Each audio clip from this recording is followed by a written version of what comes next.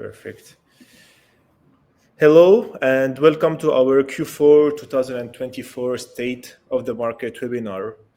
Today, we're diving into one of the most exciting trends in the spirits industry, which is the growing spotlight on tequila. We're delighted today to have a very special guest with us, Mr. Erich Brass, the CEO and founder of one of the most prestigious tequila brand called Tromba. Eric is an industry expert with a wealth of insights, and today we are lucky and thrilled to have him here to share how this trend is shaping the tequila market and what it means for investors in this industry. Eric, thank you so much for being here with us today. It's my pleasure. Thanks for having me. Eric, so can you briefly introduce yourself, and also we would love to hear about your journey with Tromba? Absolutely. So, Tromba is a brand that I co-founded. Went down to Mexico on exchange with school, fell in love with tequila. Had that misconception that a lot of people used to have about tequila, with that terrible shot at that horrible bar at that seedy hour of the night. Ended up trying good tequila for the first time and was absolutely amazed by how good tequila could be. Came back, worked a desk job for about 7-8 years, and knew that there was a gap in the world of tequila, which existed when we started Tromba, and it still exists today, which is an ultra premium craft tequila with a great Mexican pedigree that's at an accessible price point. And I'm not a great Mexican pedigree, in case you couldn't put that together, but better to be lucky than smart. A friend of ours on exchange, his father is a gentleman named Marco Sedano. Marco Sedano was the original master distiller of a little tequila brand you may have heard of called Don Julio. And so we said, let's we're starting this new brand. Let's pitch Marco to be our master distiller. It's, a Canadian analogy. It's like asking Wayne Gretzky to play in your men's league team. An American analogy, it's like asking Tom Brady to play on your men's league football team. Let's ask him, have a laugh, and move on. And we asked him, and he said, yes, I've never been an owner before. I've always been an employee. So make me an owner in this company. And no gringos in the kitchen. I want to effectively control the production process the way that I want to do it from soup to nuts. And so we ended up doing that deal, which was a brilliant deal for us. Started selling it on my backpack, bar by bar, bottle by bottle. Business partners did the same, and we're the number one independent tequila brand in Canada, number one independent tequila brand in Australia, and now one of the fastest growing premium craft brands across the globe. So it's been a pretty wild and very interesting journey, that's for sure. Whoa. And how did you meet Marcos? Like, you were in Mexico when you met him? Yeah, so I was down on exchange with Mexico, and one of the smart things I did in exchange was, I didn't hang out with the exchange students. I hung out with the Mexicans, and so Marco's son Rodrigo became a friend of ours, and he introduced us to great tequila, and some of his peers introduced us to great tequila and said, "Hey, try this. Hey, Guero, try this." And so we did, and we said, "This isn't what tequila is," and started muling bottles, back to Canada, and same with my business partner in Australia. And so effectively it kind of caught on from there and started to build the brand bar by bar, bottle by bottle. And we're an on-premise built brand. So we speak, while our competitors would go and beeline to the bar managers and the owners, we didn't have the capital to do that. So what we would do is when we started the brand, we would effectively go to the bartenders and tell the story. And those are the ones that became our best brand ambassadors and still are today. Wow. All right. And right now you're selling your brands all around the world, or basically Canada and Australia? Canada. So we sell in Canada, we sell in Australia, we sell in the US with Sazerac as our partner, importation partner in the U.S. Mexico, we sell at some of the, sell in Guadalajara, some of the top tequila bars there, as well as some of the resorts, very, very high-end resorts. We sell in the U.K., we sell in Italy. We're starting to sell a bit in the Emirates and India as well. So international is really interesting as well in the world of tequila. 3-4 years ago, I would have said, it's too small. It's not premium. Their price point demand isn't there, and now the ball game is completely changing. While it's still early, international has become more and more interesting for premium tequila. Exactly. And like, how did you like? When was Tromba founded? So, I mean, it was loosely founded in a little while ago, so 2000, 2010, 2012. But really, we got going about 10 years ago, and that was actually saying, hey, we actually have I wasn't we weren't moonlighting our day jobs, with backpacks at bars selling tequila. It was, hey, we think we have something here. Like there's demand for this product, and it's got a great reception. So we definitely, that's kind of when we kick things off. And the thing with what I find with the liquor industry, there's always brands that immediately catch lightning in a bottle, but they're very few and very far between. Great liquor brands are built, fundamentals, bar by bar, bottle by bottle, store by store, telling the story, building that really great groundswell, where eventually you hit a tipping point in the marketplace and the brand just takes on a life of its own. And we've seen that in a few of our markets, and we're building that within some US markets as well. All right. And so let's say from 2012 till today, how did you see the market have evolved over the last decade? I would say, what would you say how it did evolve, and what are the main factors? It's incredible how it's evolved. I mean, if you would have told me what it was like today, back when we started Tromba, I would have said we might as well be living on the moon, as how out of the box it would have been. I mean, the premiumization and the adaptation of tequila has been nothing short of extraordinary. So starting the brand, going around and selling tequila, people would say, there'd be many bars and restaurants that would not have a tequila cocktail on their menu. Absolutely. Which now would be revenue suicide as a bar. Yeah. And there would be many bars that would have a very high end and a very low end, and sometimes just a very low end tequila in their rail, and they would say, what more does the consumer need? I have tequila. I have, my 51% agave, which was 51% tequila, 49% sugar distillate, corn syrup, and caramel. In my bars, I have my tequila. People can't and don't know the difference, and so I'm good. And the wave of premiumization, which has just taken over tequila, has been, again, nothing sort of extraordinary. So that really kind of kicked off, I would say, really in 2017, 18. I mean, it's always been a trend that's been growing and growing and growing as a misconception of tequila disappeared. And so, really what's, things like celebrity tequila brands, people ask me all the time, what do you think of celebrity tequila brands? I think they've been phenomenally good for tequila as a whole, because they've built the market for tequila. They've got more people into tequila, and they've also premiumized the category as well. And so, where it used to be difficult to sell a $60, $70 bottle of tequila, people looked at you as you had three heads selling a product like that. Now that product, people ask, don't you have anything more expensive? Don't you have anything more premium? Don't you have anything more light? But at the same time, the market's also shifting now. We've seen the last 12 to 18 months to a market of authenticity. So slapping an expensive package with a kind of a story that's not truly believable or may not, go to the roots of what you're doing, you can't really get away with that anymore. Now it's about, okay, why am I buying it? Who's making it?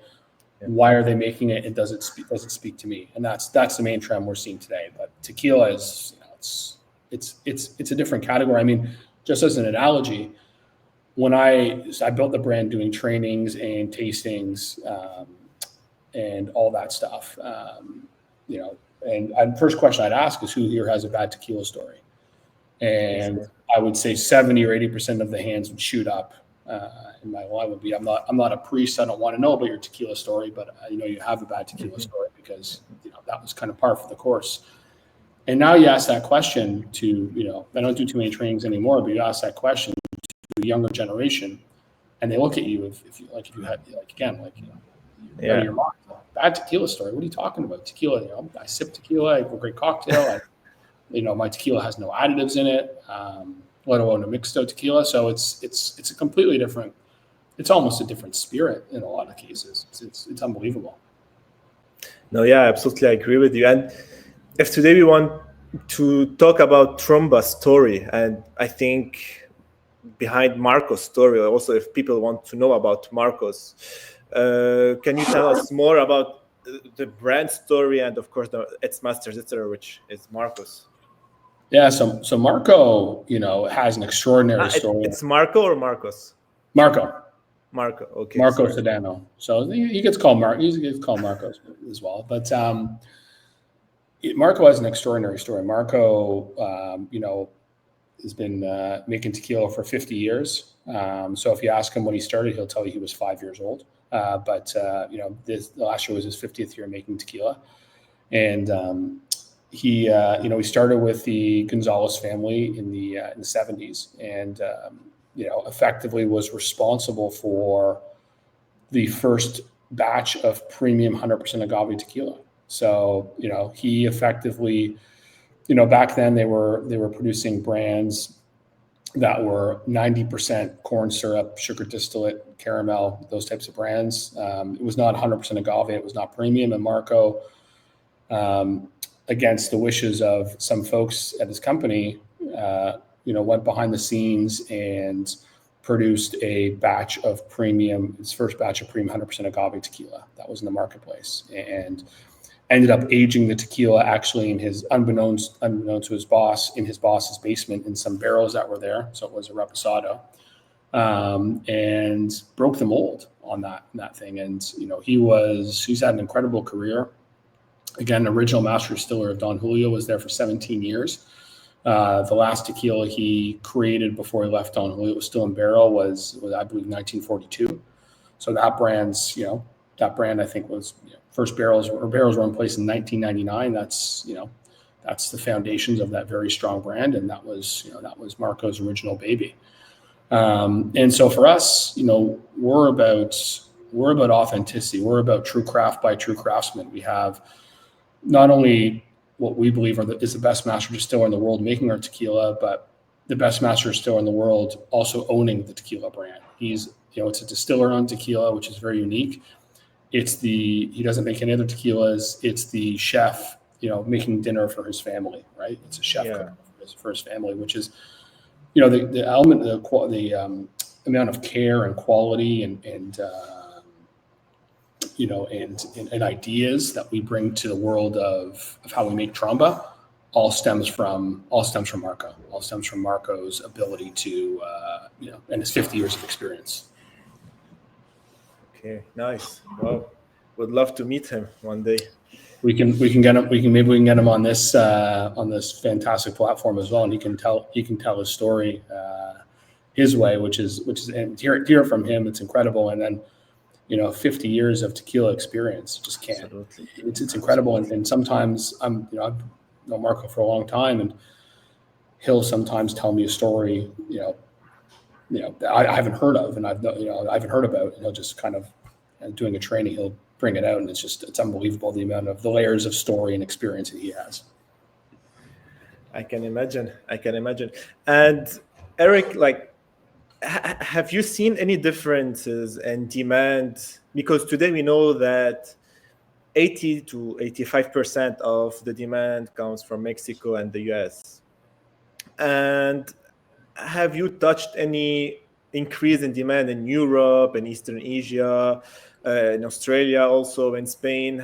Have you seen anything in the past 2 or 3 years? Yeah, I mean, so we play pretty prominently in the secondary tequila markets, which is, as you pointed out, is every market outside of the United States and Mexico. So Canada and Australia, we're seeing a really interesting movement towards premiumization and good tequila and just tequila demand, following the lead of the U.S. Yeah, for the first time ever, we're seeing just incredible pickup of good tequila around the world. And so where tequila consumption in a market like Germany, for example, was always there, and it's a relatively big market, relative to the rest of the world, not relative to the U.S. and Mexico. But the tequilas they were drinking was the kind of close your eyes, plug your nose, and hope for the best type tequilas. And now it's much more about, crafted cocktails and, and enjoying the experience. And it goes into the fact where, tequila is the, perceived as, and I think there's validity to it, the healthiest spirit going on. And so as people are drinking less and drinking better and not, and not putting things in their body they don't want to have in their body, tequila becomes a more and more popular option. I think that plays a role in the global phenomenon of tequila. And it's growing very fast, but it's growing off a very small base as well.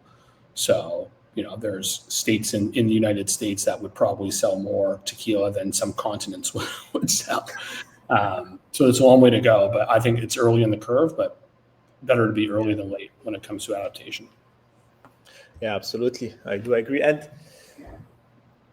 if, for example, as the CEO of Tromba, if you want to predict for the tequila market in the next 10 years, what would you say?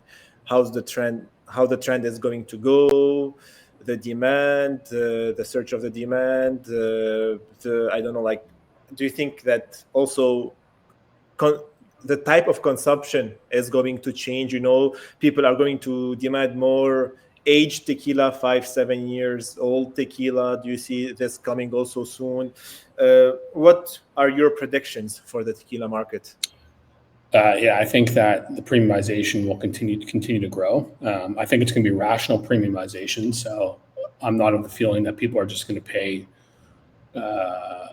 stupid price points for products that don't really have any intrinsic, story or value to them. I think that people are willing to pay that for things that have both substance and style behind it. So I see the premiumization not slowing down on a global basis, including the US. I see a flight to authenticity as well.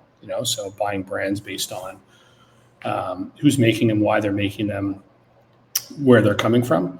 And I think aged varieties as well. So, when you talk about substance and style, one of the reasons people are going to, pay more money for a premium product is the aging behind that product.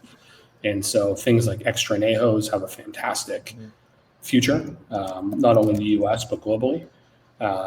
There's always a lack of supply of extra añejo, and we're a simple guy, supply and demand. And then as demand continues to grow, that's going to put more on price point, more on more scarcity as well. Will drive more demand. So, but then again, it's got to be an extra añejo with a story behind it. Who's making it, why they're making it, how they're making it. Because if you're taking something like diffuser tequila and putting it in a barrel, that's not going to cut it.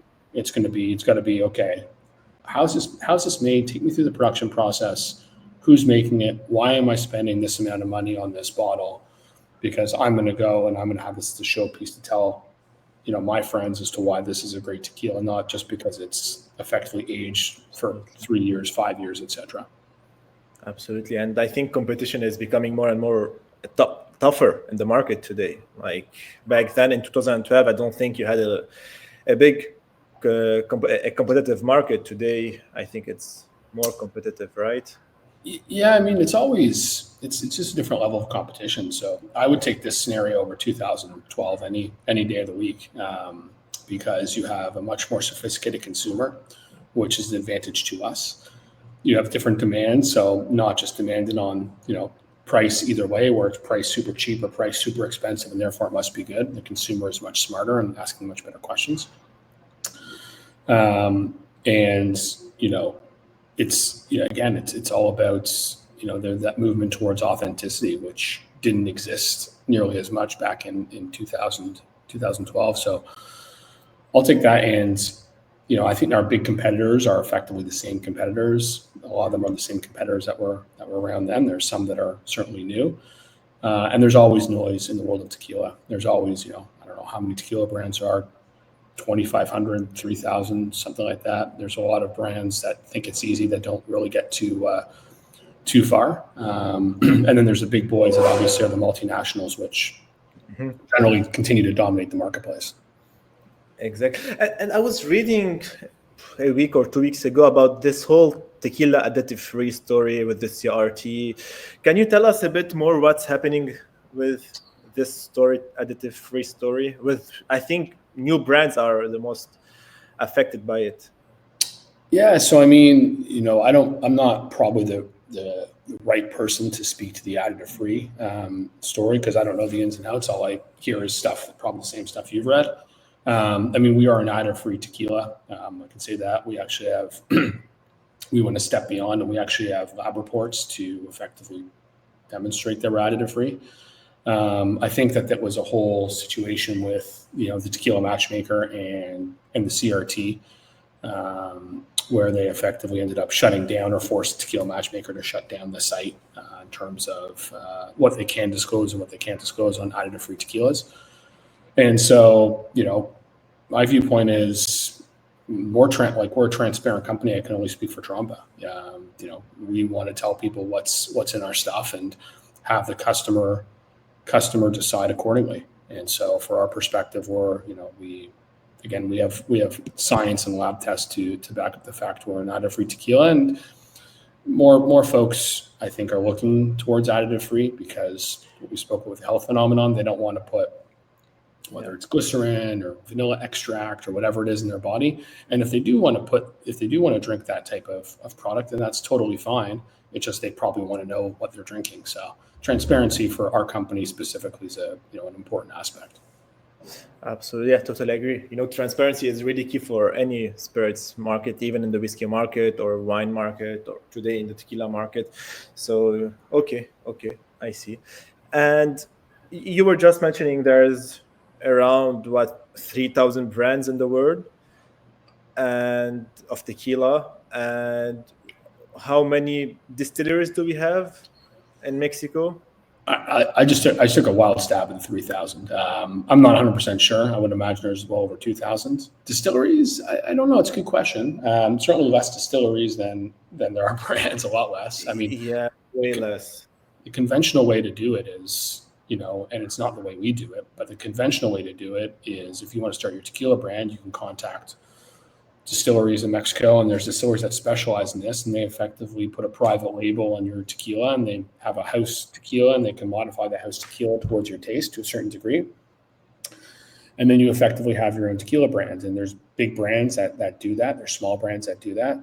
For us, what was really important is to do it a different way. So where we don't own our distillery, our master distiller actually brings in his own team. We actually have our own group of folks that actually, led by Marco, that actually make the Tromba effectively with our team. So it's almost like kicking out their in-house master distiller, making Tromba, everything from sourcing the agave to the sampling, to the cooking, to the to the Molino, to the fermentation, distillation, and bottling. And it's only Tromba does it this way. It's a proprietary process. And that's one of the keys to our success. Where if we end up just buying tequila from another distillery and slapping Marco as a face to the brand and as a marketing gimmick, it wouldn't work nearly as well. The customer, the end market, will taste the difference, and they would know the difference in terms of our communication too. Oh, okay, I see. And if you want to talk a bit about the cask investment model, because I got a lot of questions from my investors and potential clients and the audience of Gordon PwC. Why does distilleries or brands sell their casks? For what are the reasons? Can you tell us a bit more, for example, why someone like you or any other NOM would be happy to sell their casks in the market today, and what's the benefits of the investor and for the NOM itself? I mean, it's from a production standpoint, it's another really interesting source of revenue, right? So, we have a market demand where we're selling Tromba branded products. And then there's also, when you have control over your production process and you're a good operator and you know how the market works and you know how to create an extra añejo or an añejo that the market would want in terms of taste profile, production process, doing it, with old school traditional techniques, that has value to not only the end consumer, but also has value to folks that want to invest in, in casks, which obviously better than I do, is evolved with whiskey and bourbon, and so why not tequila? And tequila value appreciates as it's in barrel. Thankfully, it doesn't have to sit in barrel as long as a Scotch does, and that appreciation can be reasonably dramatic when it tips from from a reposado to an añejo. There's a jump there from 2 to 12 months, and then from one year to 3 years, there's a significant jump there, and then 3 years to 5 years there's a jump, and 5 years to 7 years. So it's a really sound investment from from the standpoint of the person purchasing the cask and or putting it down and waiting, call it 3 years, to effectively see a pretty significant return. And then from the producer's perspective, it's a similar thing. If you have a really good cost of production, you have the means to store, you have the story behind it, you have the way to effectively facilitate the transaction. It's a reasonable proposition for the producer as well. So and I always love looking at new, interesting things that are not traditionally done in the marketplace. So from my perspective, I find it super, out of the box, because tequila generally hasn't done this, much like it's evolved from other spirits. So I personally really like it, and I think there's a huge market for it as demand continues to grow for higher age spirits and price point continues to be established for higher end spirits and higher end tequila specifically. Yeah, I see. And does a brand like would this also help a brand on the marketing perspective, or you don't see it that much like this? I think it depends on how you work with it and how you spin it. It could. That's probably something that a partnership would entail to determine whether or not it would be particularly helpful to the brand. I mean, I think it could be. There's a lot of ways to talk about it, but that one's yet to be formulated, I would say. Yeah. Okay. And I suppose also on cash flows, also it does help. For sure. I think. Listen, I think it's overall pretty beneficial as long as you have your house in order, because it's not the easiest place to work when it comes to tequila. I mean, one of the reasons why people like to work with us is because we're not a traditional Mexican company, and not to say that they do things wrong. It's just they do things very differently than some of the outside market would do things. So, it definitely helps. It can help with cash flow if you get your numbers right. It can help with story if you tell it right. It can help with, operations if you do it right. But it can also be detrimental to all three of those if you don't do it right. So, I'm of the proposition that we can, there is definitely value in doing it from our perspective, and so we plan to do those things correctly.